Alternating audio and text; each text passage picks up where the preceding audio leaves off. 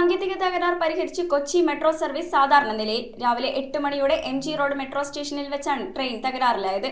തകരാറിലായ train മറ്റൊരു ട്രെയിനിൽ കെട്ടിവലിച്ച് Muttom യാർഡിലേക്ക് മാറ്റിയതോടെയാണ് metro ഗതാഗതം സാധാരണ നിലയിലായത്. കൊച്ചി മെട്രോയിൽ ഇന്ന് രാവിലെ 8 മണിയോടെയാണ് യാത്രികരെ വലച്ച സാങ്കേതിക തകരാറുണ്ടായത്. തൃപ്പൂണിത്തുറയിൽ നിന്ന് ആലുവയിലേക്ക് പോകുകയായിരുന്ന ട്രെയിൻ MG റോഡ് സ്റ്റേഷന് സമീപം ബ്രേക്ക് തകരാറിനെ തുടർന്ന് വഴിയിൽ കുടുങ്ങുകയായിരുന്നു. തിരക്കേറിയ രാവിലെ സമയത്ത് ട്രെയിൻ കുടുങ്ങിയതോടെ ഓഫീസുകളിലേക്കും വിദ്യാലയങ്ങളിലേക്കും പോകാനിറങ്ങിയ നൂറുകണക്കിന് യാത്രക്കാരാണ് പ്രതിസന്ധിയിലായത്. തകരാറിലായ ട്രെയിൻ പതുക്കെ MG റോഡ് സ്റ്റേഷനിലെത്തിച്ച് യാത്രക്കാരെ ഇറക്കി. തുടർന്ന് മറ്റൊരു ട്രെയിൻ ഉപയോഗിച്ച് കെട്ടിവലിച്ച് മുട്ടം യാർഡിലേക്ക് മാറ്റിയതോടെയാണ് 1.5 മണിക്കൂർ നീണ്ട അനിശ്ചിതത്വത്തിനൊടുവിൽ മെട്രോ ഗതാഗതം സാധാരണ നിലയിലായത്. News desk metro 7.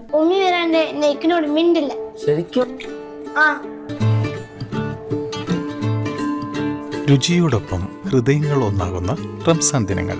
The Salt restaurant, Panampilly Nagar, Kakkanad and Thoppumpady.